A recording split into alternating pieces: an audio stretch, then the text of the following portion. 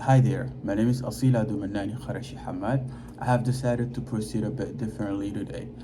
For the past couple of years, we have been present throughout social media, sharing our views, point of views, analysis, and anything that touches the Chadian and African political lives. And I have not taken the time to also introduce ourselves, our movements to our wider and larger English audience, and hence why today I've taken the liberty to proceed this way.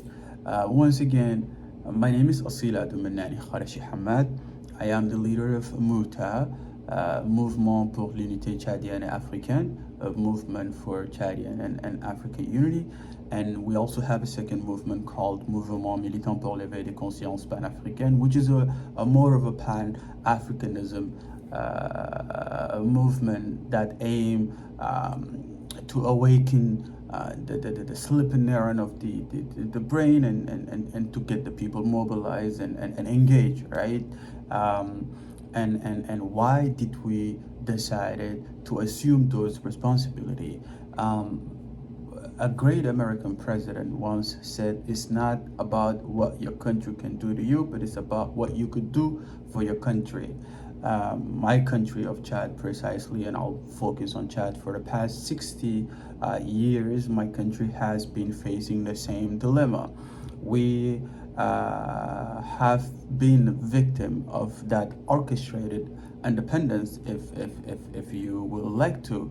So French had they designed, they orchestrated this form of independence. They were given to African nations, and they are still the solid bone that decide who should rule and how the country should progress. We're not sovereign. We don't have control of our monetary system or our finances. We don't have control of our natural resources. And each and every president that came has been installed somehow by France. We, the people, don't have a voice. We have been divided, subdivided into, first of all, into through religion. So you have Christians, you have Muslims, and you have pagans, which they call them pagans. And amongst those, they again divided us into ethnic group, and amongst the ethnic, so you have sub-ethnic group, and it's quite hard to basically bring the people together, because each and everyone depend on that ethereal hen that meddles and choose who is who. Not to get lost in small detail, I'm just going to focus on Chad right now.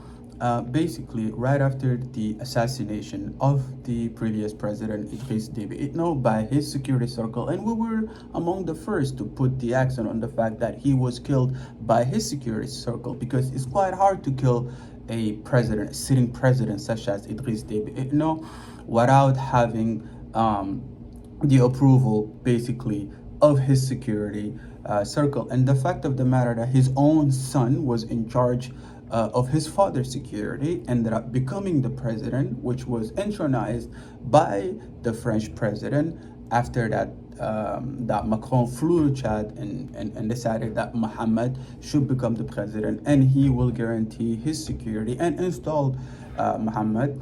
And first thing Mohammed Idriss Déby Itno did was to put a stop into the international inquiry investigation into the assassination of his father.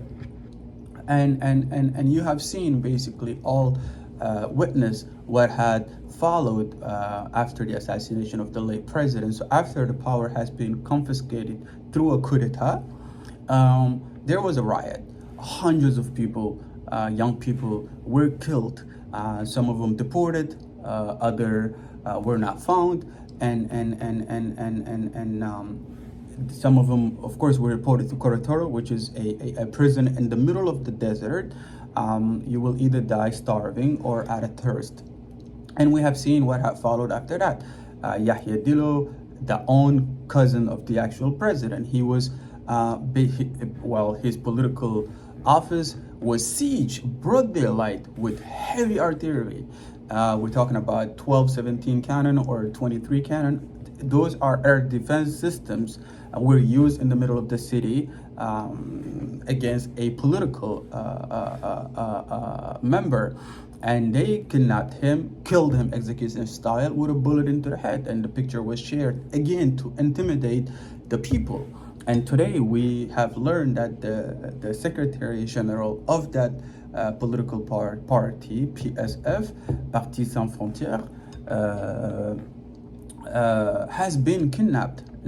And this is the fact of the matter, that a lot of people don't seem to be concerned with the reality of Chadian people, and not just to mention those two. For instance, the late Dilo, which Idriss Déby killed also Ibn Umar Muhammad Saleh, you remember?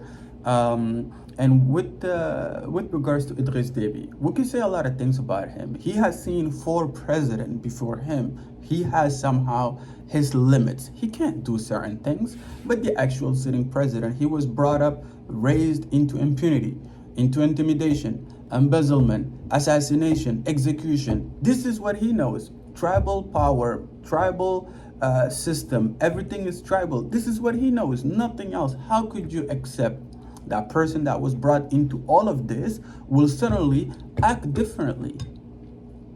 We can never be that dumb or hopeless to hope that this person will be a bit different. He's going to be far worse than his father, right? And the fact of the matter also with regards to the herders. So today there is an ongoing atrocity that aim at basically creating chaos amongst the herders. You have a group of men affiliated to this tribal army has been dispatched to those villages. They will siege a village. They will torture its subjects.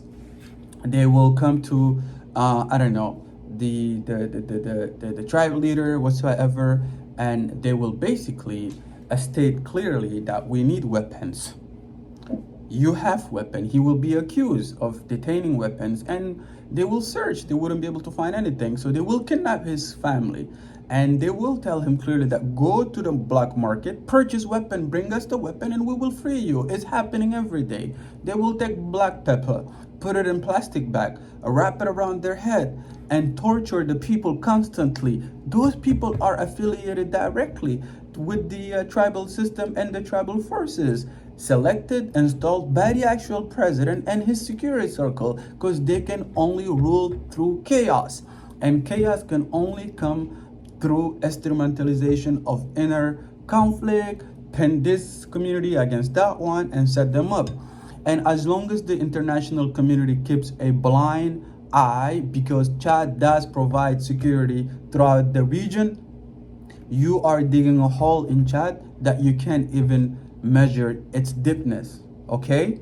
People are suffering. The impunity, lack of security, intimidation, kidnapping, embezzlement, and today, as we're speaking, the oil industry, the mining industry, gold, uranium, everything has been privatized by the actual president and his siblings. The people are suffering. The people are dying, while the international community are keeping a blind eye. There is no opposition leader today in Chad on the scene that could make a change. Most of them, 99.9% of them are political business entrepreneurs. For them, the Chadian cause is just a means to negotiate.